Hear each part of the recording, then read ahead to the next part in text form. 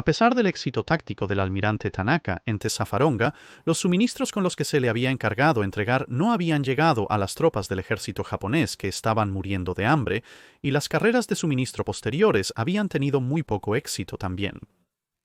Algunas carreras de suministro no sufrieron bajas, pero se vieron obligadas a retirarse sin entregar sus suministros debido a los ataques de lanchas, patrullero, torpedero y aviones. En otros casos, las fuerzas estadounidenses que interceptaban habían logrado eliminar barcos de la marina japonesa, como el destructor Terusuki, que explotó, y el submarino One-3, que fue torpedeado. A pesar de que estos esfuerzos no detuvieron por completo la carrera armamentista, más de 80% de los suministros nunca se recuperaron o se llevaron a tierra. En contraste, en el otro extremo de la isla se estaba acumulando una vergüenza positiva de suministros, hasta el punto de que algunos robos a gran escala, incluyendo bien más de 20.000 cajas de cerveza sustraídas de un barco de suministros recién llegado, simplemente podrían ser descartados por los Estados Unidos como el costo de hacer negocios en Guadalcanal. Con las pérdidas de barcos y submarinos aumentando y sin obtener ningún beneficio real, la marina japonesa pronto propuso abandonar la isla. El ejército japonés se había opuesto a esto, pero a finales de 1942 el emperador aprobó una evacuación que movería la batalla desde el extremo sur de la cadena de Islas Salomón hasta la mitad de ella, en la isla de Nueva Georgia. Este fue un hito importante en la campaña del Pacífico, ya que marcó la primera vez que una posición japonesa atrincherada sería obligada a retirarse en contraposición a operaciones como el Mar del Coral y Midway, que simplemente habían frenado avances adicionales. Sin embargo, aunque podrían haber sido derrotados, los japoneses aún tenían muchos activos militares en el teatro, y más que suficientes oficiales capacitados para poner en marcha un plan de evacuación integral. Paradójicamente, la primera etapa de esto fue el desembarco de más tropas el 14 de enero de 1943, pero esto no era tan loco como suena. Las tropas del ejército japonés existentes en la isla estaban agotadas, hambrientas y escasas de casi todo tipo de suministro militar.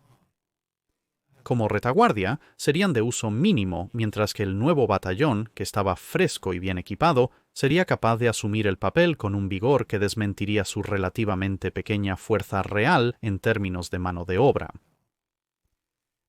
Elementos de las tropas ya ubicadas comenzaron a retirarse hacia el extremo occidental de la isla. Un par de semanas después, cubierto por un masivo aumento en las misiones aéreas japonesas que utilizaban bien más de 400 aviones de las respectivas fuerzas aéreas de la Marina y el ejército japonés, incluyendo el grupo aéreo del portaaviones Suikaku que estaba temporalmente prestado a las bases aéreas de Rabaul, esto tenía como objetivo obtener el comando temporal de los cielos para inhibir los esfuerzos de reconocimiento de los Estados Unidos que podrían descubrir lo que estaban tramando y evitar que la Fuerza Aérea Cactus explotara la situación. Si de alguna manera se daban cuenta de lo que estaba sucediendo, así como para asegurar que más de los destructores que iban a actuar como transportes de evacuación pudieran escapar sin daños. Un portaaviones de flota pequeño, un portaaviones ligero, los dos acorazados restantes de la clase Congo y sus escoltas, también se posicionaron para cubrir a distancia. Los informes de ambos de la clase Yamato esperando en el camión también parecían indicar a la Marina de los Estados Unidos que se requeriría precaución. En 1943 los japoneses cambiaron sus cifrados de radio, retrasando los esfuerzos de descifrado de los aliados. Y temporalmente los dejó teniendo que basar gran parte de su trabajo en adivinar las intenciones japonesas por los niveles de tráfico detectados en varias áreas en lugar del contenido real de los mensajes que estaban detectando. Como resultado, mientras notaban los mayores esfuerzos japoneses en el área, los analistas aliados concluyeron que un gran acopio de flota, una campaña de superioridad aérea y el aparente renovado vigor en las fuerzas del ejército japonés en tierra debían significar que se estaba preparando una nueva ofensiva. Esto podría ser malo. Mientras que los Estados Unidos tenían muchas más fuerzas en el suelo y estaban mucho mejor equipados en realidad, muchos de los marines habían estado luchando constantemente desde que desembarcaron allí el verano anterior y estaban acercándose a un estado de agotamiento total en combate. Además, los elementos terrestres del poder aéreo de los Estados Unidos solo podían reunir poco más de 170 aviones en oposición a los japoneses, más algunos escuadrones de bombarderos pesados de utilidad cuestionable que estaban disponibles desde Nueva Guinea. pero había un elemento equilibrante presente en la forma de la Marina de los Estados Unidos. Dirigidas por el almirante Halsey, las fuerzas presentes incluían dos portaaviones de flota, el United States Ship Saratoga y el ahora algo unido con cinta adhesiva, pero aún en marcha United States Ship Enterprise, además de algunos nuevos amigos, un puñado de nuevos y brillantes, aunque algo lentos, portaaviones de escolta. El almirante Lai ahora podía contar con los servicios tanto del United States Ship Washington como del United States Ship North Carolina, así como del recién llegado United States Ship Indiana. Además, había algunos acorazados de tipo estándar más antiguos en reserva en algún lugar. También había más de una docena de cruceros y casi 50 destructores. El número de cruceros se había reforzado en el mes desde Tasiferonga, tanto por barcos reparados como recién comisionados. Estas fuerzas ponían el número de aviones disponibles para contrarrestar los esfuerzos japoneses en más de 500 en total, aunque con la necesidad de reabastecer los portaaviones, no todos estos podrían estar disponibles en todo momento. Además, con la llegada de nuevas tropas estadounidenses, los marines agotados pudieron descansar un poco. Por lo tanto, en tierra, concluyendo que la mejor defensa era un buen ataque, las tropas estadounidenses comenzaron lo que pensaban que era un ataque preventivo, y rápidamente se encontraron tomando posición tras posición, ya que la mayoría de las tropas japonesas en el área ya se habían retirado. Sin embargo, cautelosos de una trampa debido a la evaluación de que estaba a punto de comenzar una nueva ofensiva y encontrando una fuerte resistencia por parte de las tropas recién llegadas en sus posiciones defensivas preparadas, la ofensiva estadounidense se ralentizó, justo al borde de descubrir la verdad de la situación. En el aire, las cosas también se estaban calentando, aunque de una manera desarticulada típica de las operaciones japonesas, y el 25 de enero se lanzó una gran barrida por casi 60 cazas de la Marina Imperial japonesa, y 2 días después se realizó otra incursión por 74 cazas del ejército imperial japonés y 9 bombarderos ligeros. En total, 10 cazas japoneses cayeron a cambio de 7 aviones estadounidenses, pero se evitó el daño que podría haber ocurrido en el campo Henderson y sus aviones si se hubiera enviado de una vez una fuerza combinada de 134 cazas, así como bombarderos ligeros del ejército japonés y bombarderos medianos de la Marina japonesa. Independientemente de estos eventos, el flujo continuo de nuevos hombres y suministros que se enviaban para respaldar a las tropas estadounidenses en la isla no estaba disminuyendo, y Halsey razonó que, dado que cada otra ofensiva del ejército japonés en tierra había sido acompañada por una ofensiva de la Marina japonesa en el mar, debería posicionar sus considerables fuerzas para enfrentarlos. Por lo tanto, la flota se dispersó en 5 fuerzas de tarea, incluyendo el convoy de refuerzos Task Group 62.8 y su fuerza de cobertura Fuerza de Tarea 18. Compuesta por los cruceros pesados Wichita, Chicago y Louisville, los nuevos cruceros ligeros Cleveland, Montpelier y Columbia, y media docena de destructores, con algunos más ordenados para unirse a ellos más tarde en su avance, y en teoría 2 de los portaaviones de escolta. La idea era proporcionar protección cercana para el convoy mientras era escoltado, luego los buques de guerra barrerían sobre el mismo campo de batalla familiar alrededor de la isla Savoy, recogiendo el elemento de pantalla avanzada de destructores en el camino. El oficial a cargo, el contraalmirante Robert Giffen, decidió que los submarinos eran la mayor amenaza y, para ser justos, los submarinos de la Marina japonesa estaban realmente rastreando su fuerza y por lo tanto puso su fuerza en formación antisubmarina con los destructores liderando en un arco de búsqueda seguido por sus cruceros en 2 columnas pesadas a la derecha y luces a la izquierda. Determinando que los portaaviones de escolta eran demasiado lentos y que la amenaza aérea era insignificante, dejó los portaaviones de escolta atrás con un destructor cada uno y siguió adelante, lo que dejó la mayor parte de su comando con un total de 8 destructores disponibles.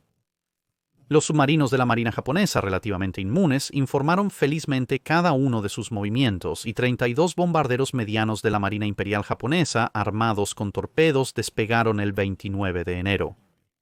Menos uno, que pronto tuvo problemas con el motor, se dirigieron mientras el sol comenzaba a ponerse. El radar de los barcos de la Marina de los Estados Unidos comenzó a rastrear los bombarderos entrantes. Pero Giffen había quedado misteriosamente en silencio, y al igual que varios otros almirantes de la Marina de los Estados Unidos antes que él en esta campaña, no había dejado órdenes previas. Al anochecer, la patrulla aérea de combate de los portaaviones escolta tuvo que volver de noche. Así, sin oposición y guiados por una serie compleja de bengalas de colores lanzadas por aviones de reconocimiento para informar a los bombarderos de la dirección, número y composición de las fuerzas de la Marina de los Estados Unidos, los bombarderos japoneses se tomaron su tiempo para preparar una perfecta carrera de ataque, rodeando la pantalla frontal de destructores y sus peligrosas baterías de cañones de doble propósito de 5 pulgadas para venir desde la oscuridad del horizonte oriental, mientras que el crepúsculo desde el oeste resaltaba bastante bien los cruceros pesados de la formación de Giffen. 16 bombarderos G-1000 se dirigieron primero, pero curiosamente la suerte estaba con ambos lados. Se lanzaron todos los torpedos, pero fallaron. Sin embargo, la sorpresa y la oscuridad solo permitieron derribar un bombardero. El barco de la Marina de los Estados Unidos sobrevivió parcialmente con giros bruscos de un lado a otro para desviar cualquier objetivo alcanzado. Pero con la emoción aparentemente terminada, Giffen concluyó que eso era todo por la noche y ordenó una vez más un curso en línea recta y tranquilo. Pero incluso mientras el barco se asentaba en sus cursos, las bengalas florecieron sobre ellos una vez más y los 15 G-3Ms de la segunda ola esperando se abalanzaron. En minutos, el United States Ship Chicago fue alcanzado por 2 torpedos y quedó inmovilizado en el agua. Wichita recibió otro impacto, pero con una fortuna increíble el arma no logró detonar.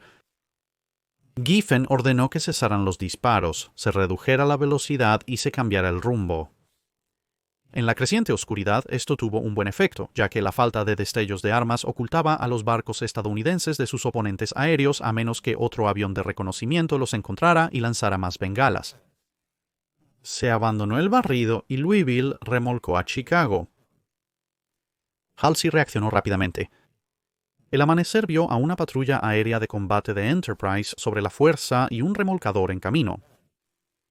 Pero a medida que avanzaba el 30 de enero, aparecían cada vez más aviones japoneses como tiburones atraídos por una presa herida. Un vigilante de la costa avistó aún más bombarderos torpederos dirigiéndose hacia la Fuerza de Tarea 18, y Halsey ordenó a todos los cruceros intactos salir del área, dejando a la patrulla aérea de combate y a los destructores más ágiles para proteger a Chicago, con Enterprise y los 2 portaaviones de escolta preparados para lanzar más cazas cuando se avistara el inevitable ataque. Ahora las cosas empezaron a salir aún peor.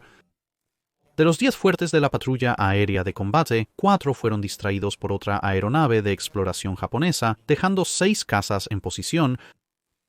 El radar detectó la redada y Enterprise lanzó otros 10 cazas, pero los portaaviones de escolta no despegaron a tiempo, por lo que solo las aeronaves del Enterprise estaban disponibles. Los bombarderos parecían dirigirse directamente hacia el portaaviones. La mitad de los cazas restantes de la patrulla aérea de combate se lanzaron solo para ver a los bombarderos girar y dirigirse hacia Chicago. El fuego antiaéreo del destructor y de los cazas atacó a los 11 bombarderos, pero el cambio de curso de último minuto resultó en solo 2 derribos. Luego, 9 torpedos golpearon el agua, seguidos poco después por 6 bombarderos más, pero aunque solo 3 de los bombarderos escaparían de la batalla, el daño ya estaba hecho. Un torpedo impactó en el destructor La Valette, dejándolo inutilizado, mientras que 4 más golpearon a Chicago, y casi inmediatamente el capitán Davis ordenó a la tripulación abandonar el barco. Esta demostró ser una elección acertada, ya que significó que 1,049 hombres lograron llegar a salvo, aunque tristemente 62 hombres no lograron salir del barco. Chicago desapareció en menos de 20 minutos. Se había enviado una última oleada de bombarderos, pero no logró encontrar nada, y en su lugar regresó a casa. El remolcador de flota United States Ship Navajo se encontró mirando desoladamente el extremo de un cable roto, pero cambió a remolcar el La Valette en su lugar, y los últimos elementos de la Fuerza de Tarea 18 se dirigieron a Espíritu Santo, concluyendo así la batalla de la isla Rennell. Este enfrentamiento tuvo consecuencias mixtas. Por un lado, la Marina de los Estados Unidos había perdido otro crucero pesado. Por otro lado, la Marina japonesa había perdido 11 experimentadas tripulaciones de bombarderos torpederos y sus valiosas aeronaves.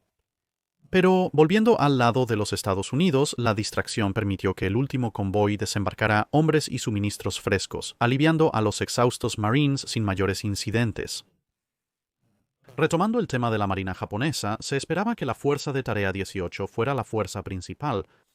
Todas las otras fuerzas de la Marina de los Estados Unidos estaban más al sur, esperando un gran empuje de la Marina japonesa, y su ausencia dejó relativamente libre el extremo norte de Guadalcanal para los destructores de la Marina japonesa que llegaban.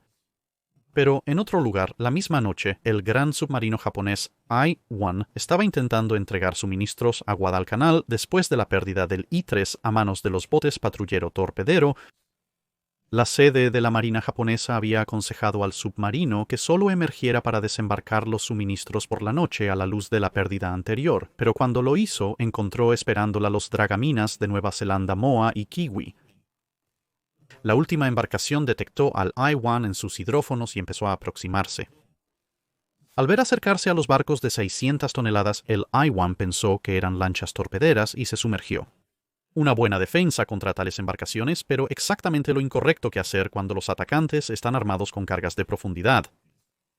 Con la masa combinada de los dos barcos en realidad solo siendo la mitad de la del submarino, probablemente habría sido la mejor opción permanecer en la superficie y luchar. De hecho, el I-1 estaba mucho más armado en el departamento de armas de superficie que cualquier barco de dragaminas. Sin embargo, ella se sumergió y Kiwi debidamente soltó una docena de cargas de profundidad sobre ella en 2 lotes. Las explosiones provocaron fugas que cortocircuitaron el equipo y enviaron a I-1 a una inmersión fuera de control aún más profunda.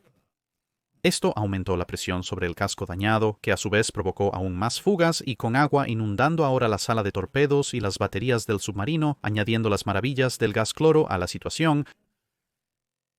I-1 se encontró teniendo que salir de una inmersión que había bajado a más del doble de su profundidad de prueba. I-1 emergió gradualmente y cojeó hacia la orilla con su única hélice restante. Kiwi ahora se enfrentó al submarino en un tiroteo en superficie con MOA, disparando útilmente estrellas de mar para que pudieran ver.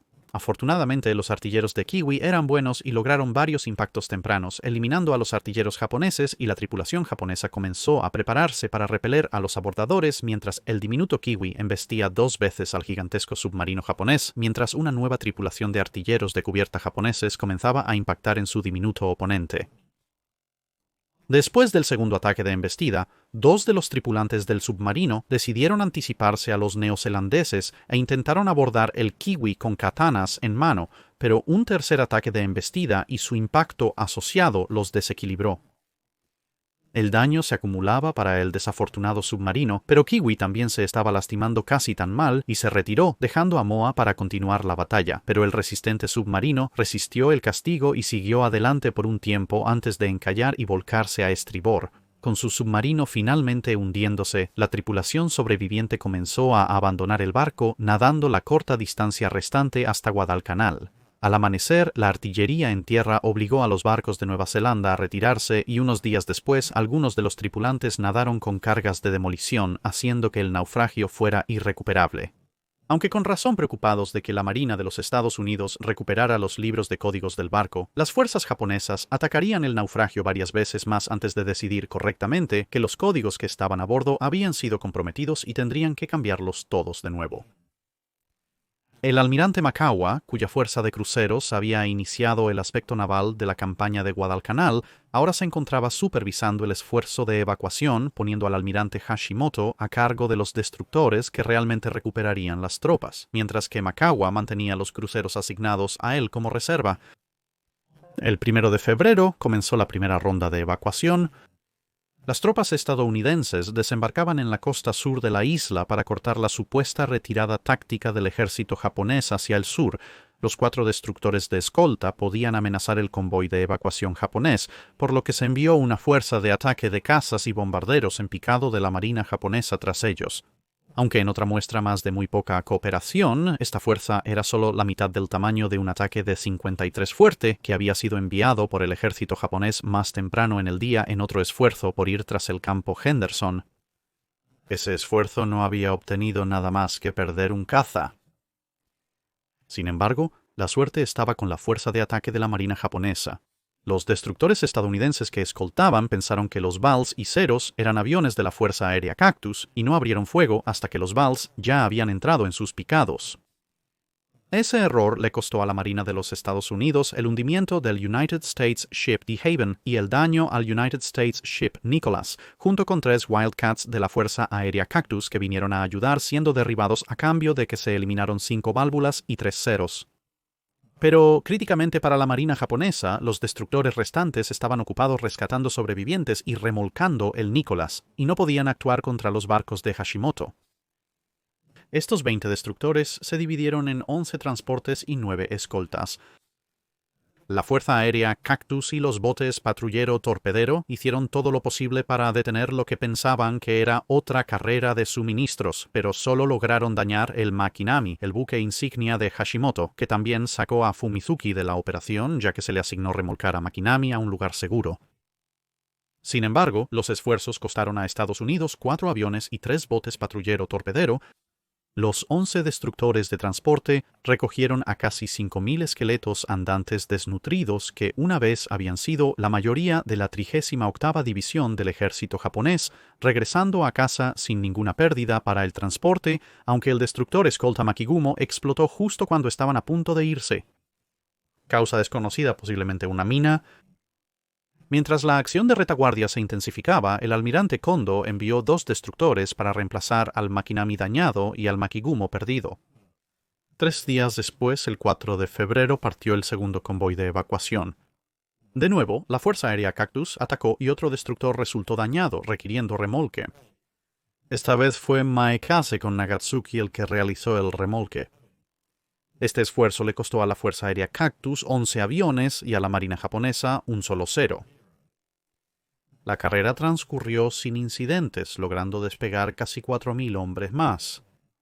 Con casi 9.000 hombres evacuados, más de 2/3 de la fuerza restante del ejército japonés estaba fuera de Guadalcanal, pero a pesar de tener cerca de 50.000 hombres propios, las fuerzas estadounidenses creían que los convoyes habían sido misiones de suministro y refuerzo, por lo que permanecieron cautelosos mientras tomaban gradualmente posiciones anteriormente ocupadas por los japoneses.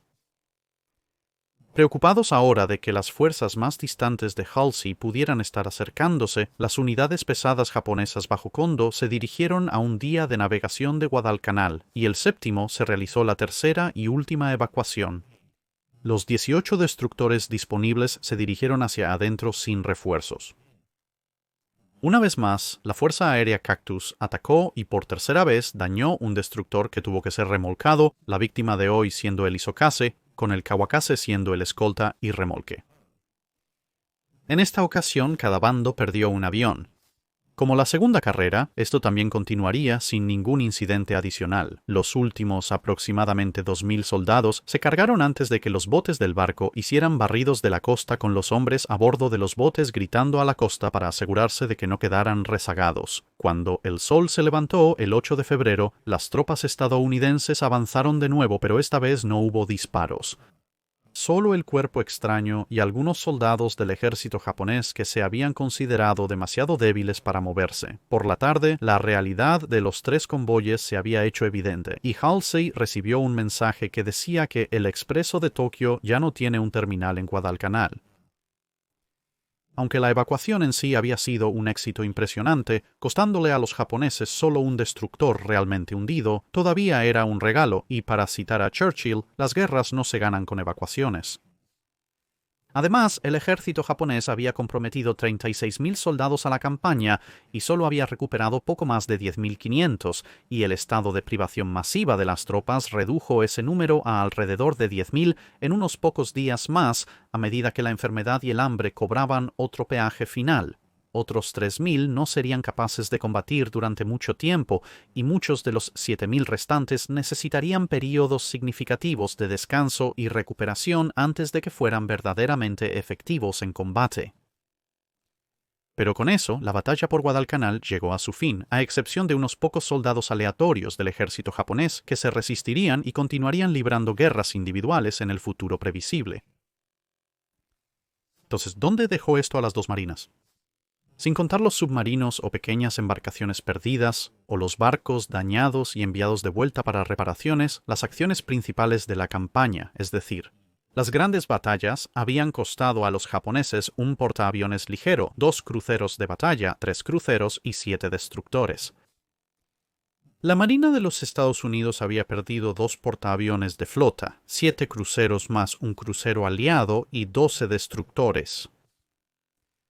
Entonces, en papel, además de perder más de los enfrentamientos establecidos a nivel táctico, la Marina de los Estados Unidos también había perdido más barcos y barcos más importantes que la Marina japonesa, y ambos lados tenían largas listas de barcos gravemente dañados que necesitarían meses de reparaciones para recuperarse.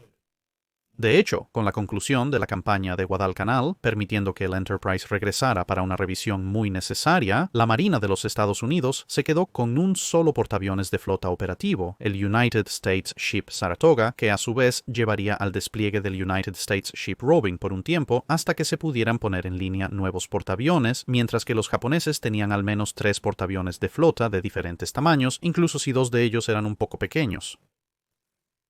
Pero, por otro lado, en el frío cálculo de la guerra, la Marina de los Estados Unidos simplemente poseía más barcos para perder en primer lugar.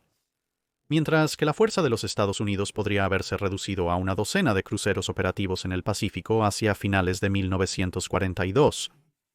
Para fines de 1943, los barcos recién construidos y reparados devolvieron ese número a su fuerza original. Además, había más cruceros en el Atlántico y aún más en los astilleros, mientras que la Marina japonesa, aunque perdió muchos menos barcos de esta clase, se había quedado con aproximadamente el mismo número de cruceros de primera línea operativos al final de la campaña, y no tenían un segundo teatro del que extraer y nada en términos de nuevos barcos en las líneas de producción que prestarían servicio, a excepción de un puñado de pequeños cruceros ligeros.